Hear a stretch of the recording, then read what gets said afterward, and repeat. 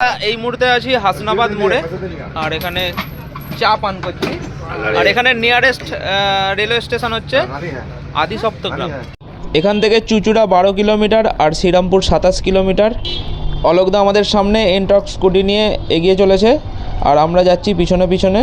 এতক্ষণ ঠিকঠাকই চলছিল, এরপর নেমে এলো আসল বিপদ। তো তোমরা দেখতেই পাচ্ছ রাস্তা এখন পুরো ফাঁকা আর চারিদিক অন্ধকার। এরপর অলোকদা যখন আমাদের পিছনে ছিল ঠিক তখনই খারাপ হয়েছে অলোকদার স্কুটি এই অন্ধকার রাস্তায়।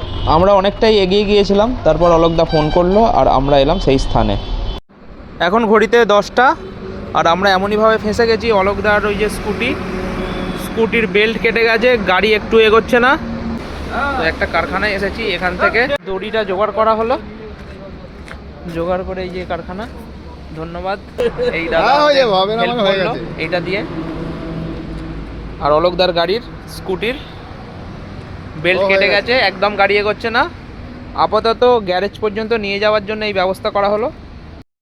এখন এই মুহূর্তে ভদ্রেশ্বরের কাছাকাছি। এখান থেকে ডানকুনি দেখাচ্ছে 24 কিলোমিটার।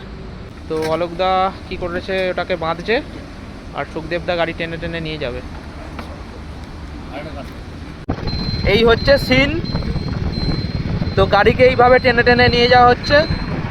এখনও ডানকুনি যেতে 24 কিলোমিটার বাকি আছে। তো অলোকদা সুখদেবদা যাচ্ছে, আর আমি এই এনট্রককে নিয়ে যাচ্ছি। দেখো কি অবস্থা। এখন ঘড়িতে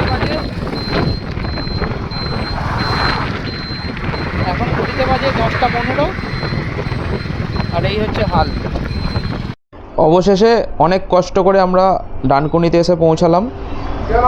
যেটার সাহায্যে আমরা এতটা পথ অতিক্রম করলাম, তো সেটা আসলে অ্যাকচুয়ালি একটা রাবারের পাইপ। ওই যেরকম পাইপ গ্যাসের ওভেনে লাগানো থাকে ওই টাইপেরই অনেকটা বড় মাপের পাইপ। আমরা তো প্রথমে ভেবেছিলাম ছিঁড়ে যাবে, তো যাই হোক ছিঁড়ে যায়নি। এইভাবে আমরা 24 কিলোমিটার এসেছি, আর এখন অলোকদা বাড়ি যাবে। আর এসেছে রাজু, এবারে রাজুর সাথে অলোকদা যাবে, ঠিক আছে? তো গুড নাইট সকলকে।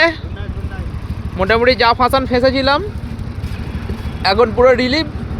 আর ডানকুনির জ্যামটা খালি দেখো তোমরা।